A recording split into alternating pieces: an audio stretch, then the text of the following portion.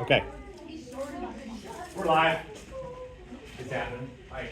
So today we'll be talking about Scarlet Pimpernel. I want to remind you about the Reign of Terror. Who can tell me about the Reign of Terror? Who can tell me what it was? It was the time right after King Louis was executed by the townspeople, and they had no money. The prices of bread were rising, so everything just went into chaos. Okay. Good. Yes, ma'am. It was a time during the French Revolution where many lives were lost to the guillotine. Okay. Take it. So the Reign of Terror was a time where like all the poor people wanted to execute the aristos and like all the high class people. Okay. So that's very good. Very good. Yes. 1793 through 1794. Excellent. So sounds like a short amount of time. Over a year. Think about that, for over a whole year. Okay. So today we're going to do an excerpt from chapter 16, which we read recently. We're going to be doing a reread, and we're going to dig deeper into the text. Again, this is for my class, but this is for us. Okay. Very important to understand that. So I want to pass these out. I want your name and date. It is for a grade. I want you to do it well. It's for a grade. So when you get it, please put your name on it. Pass them back. Thank you so much. They are sticking together, as they do. I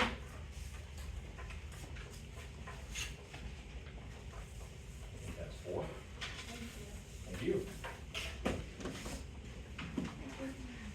you so much. Love how polite you are.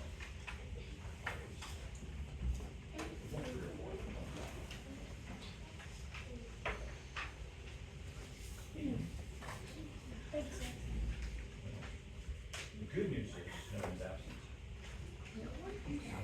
Oh, I'm sorry. I didn't get that. I didn't accept. Yeah. So how this is going to work is simple. You have in bold and italics a quote from the text. Okay? You'll be familiar with it. When you read it, you'll be like, oh, that's right, we did read that. Because we use Audible for the book. That helps us out. But we're going back today and we're looking at it.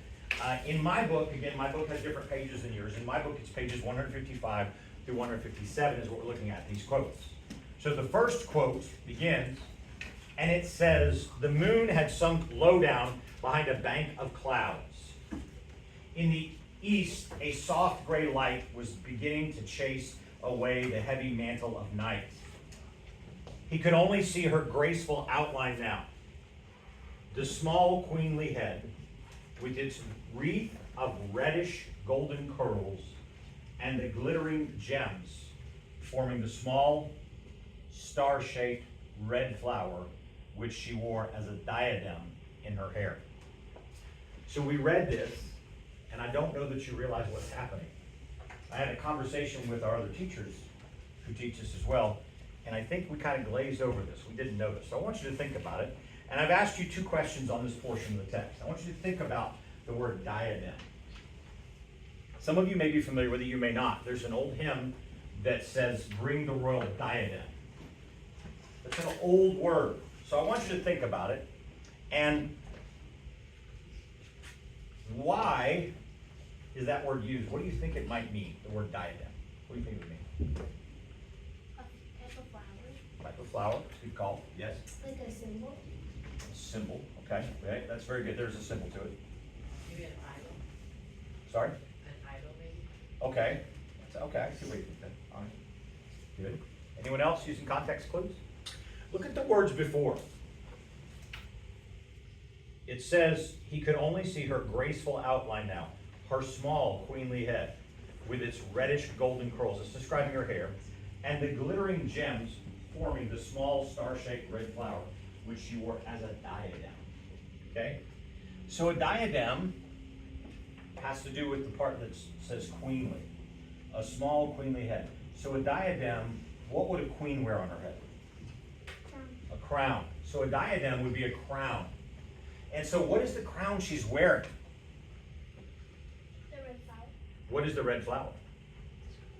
Scarlet. Pimpernel. The Scarlet Pimpernel. Okay? So she's wearing a flower in her hair representing the name of the book and the character we're looking at. Did you see that the first time you read through it? Did you notice it? Yeah. That's what I want us to pay attention to, okay? So what is Lady Blakey wearing in her hair, and why is this significant? First, what is she wearing? We just talked about she's wearing the Scarlet Pimpernel flower. Yes. Do we have to restate? Nope. I just want you to answer. I want you to answer it so that you can understand it. It is for a grade. You will turn it in. So I want you to do this thinking about that. What is she saying? Because as we look at this passage, we're coming to the point where so far we have a husband and wife who absolutely don't get along. We have the protagonist of our story somewhere in here. We don't know where that is, but we're seeing two characters, and we're going to come to the point where there's a huge change in the plot. So I want you to notice, why is it significant that she's wearing this in her hair? Because she likes the Scarlet Pimpernel. Okay. She's making a statement, right? She intentionally is wearing the flower that the character who is saving lives, his name is the Scarlet Pimpernel. And so she is intentionally wearing a flower to say, I support this. Now, do you remember where she's from? France, right? And where is the Scarlet Pimpernel from? England. So she is saying, I absolutely wholeheartedly support this Englishman who is saving the lives of French. She is making a statement against the current leadership in France who is killing people. It's a huge statement. So now, I told you what a diadem is, but I want you to think about my second question here. What is a diadem now? And do you believe Sir Percy is aware of the diadem in her hair? Do you think he noticed? Write down what you think. Do you think he noticed? He's pretty observant.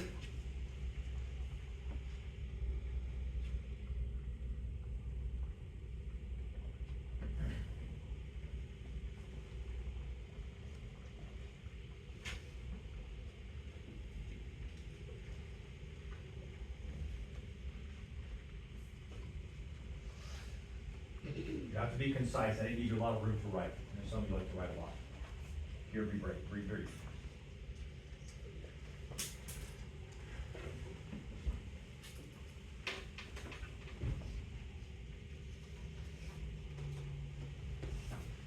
Now what we're going to do as you finish writing is we're going to walk through the text. I'm going to read a passage, we're going to ask questions about it. I didn't save the questions to the end because there's too much to take in. In this brief passage, it's really only about 2 pages at the most of our book. Our book is 300 plus pages, so we're digging in deep to this one section.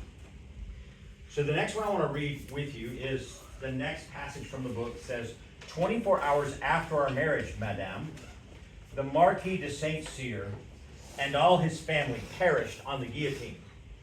And the popular rumor reached me that it was the wife of Sir Percy Blakeney who helped to send them there. Nay, myself, I told you the truth of that odious tale. Not till after it had been recounted to me by strangers with all its horrible details. And you believed them then and there, she said with great vehemence.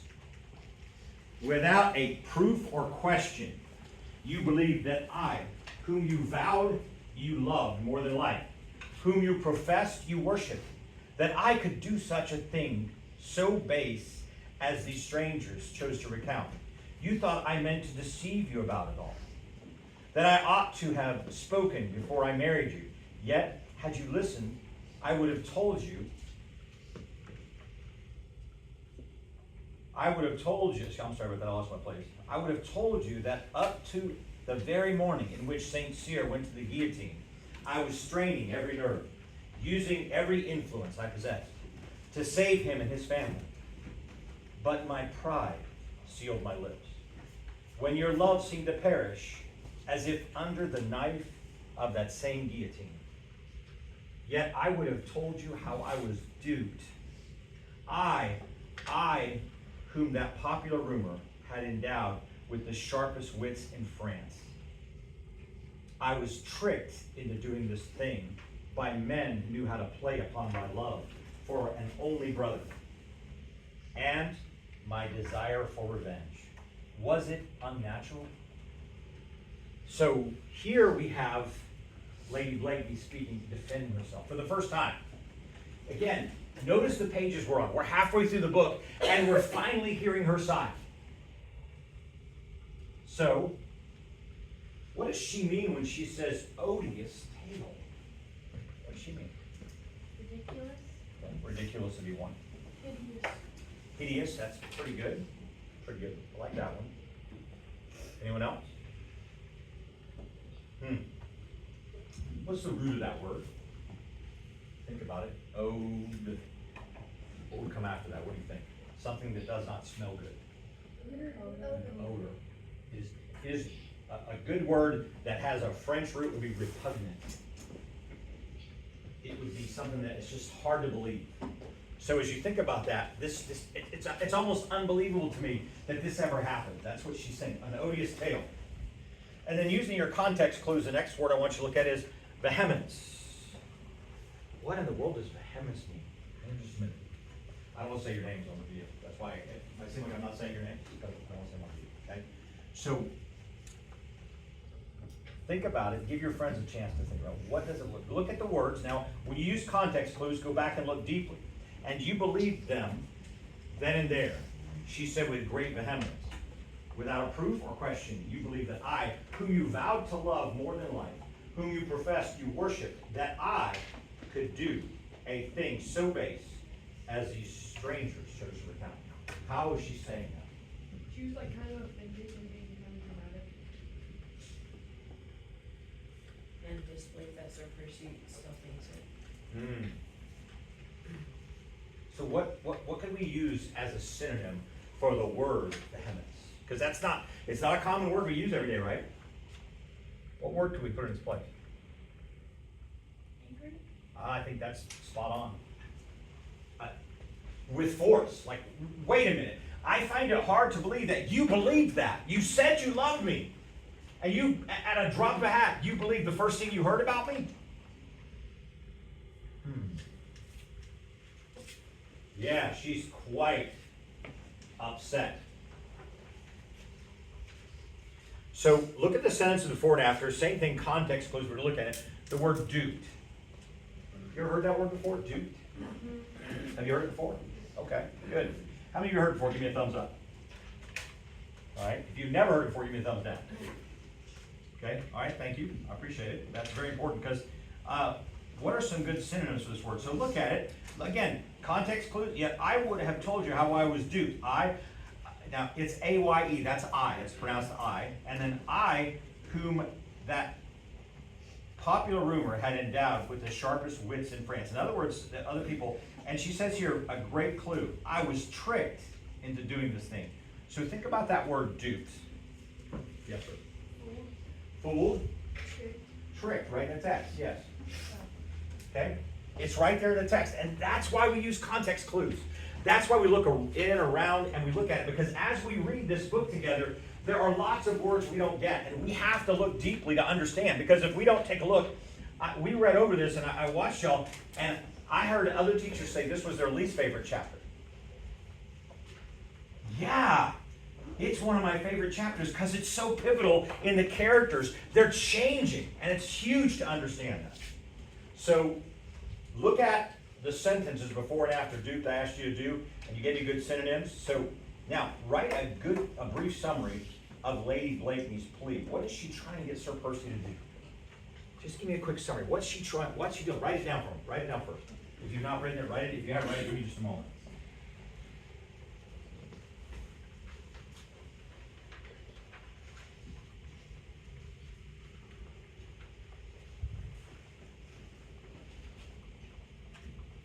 You have a summary? No. Okay. I couldn't catch the synonyms for the deep section. All right. Somebody tell us what you said. Tricked. Fool. Fool. Okay, those were the synonyms. All right. Thank you for asking. Thank you for clarifying that. Who has a summary they could share? Lady Blakeney is trying to get Sir Percy to love her again. Okay. Lady Blakeney is trying to get Sir Percy to forgive her and forget the past so that he can love her. Now remember, we're in chapter 16.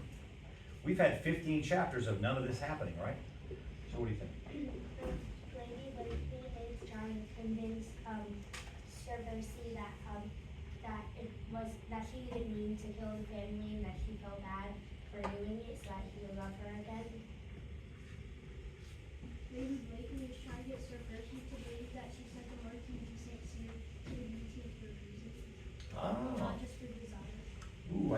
listen to Mom? Did she want him to go to the gate? She said straight up, I did everything I could. I was straining every nerve, using every influence I possessed to save him and his family. Now why? Do you remember why? Why is that happening? Because Armand told when, Saints here that he loved her, but then she harassed him like a dog. Did she thrash him? We're gonna brief this. I'm gonna tell you, we're gonna make this brief because I'm running out of time. There's so much more. Do you see what I was saying when we started this? Do you see the depth that we're seeing in the text now? We really look at it, we pull it apart. Do you understand? When you stop and look at it this way, you understand it better? So because Armand, and it's later, and we'll continue this. I'm gonna continue this with you after I stop the video. I'm out of time. So my teacher doesn't want more than 15 minutes. So we're gonna stop and continue this in a moment. So we're gonna end the video because we're right at the 18-minute mark, and we're gonna continue the lesson. So the lesson will continue. Thank you. I hope this was good enough. Thanks for teaching us. You're awesome. Have a great day.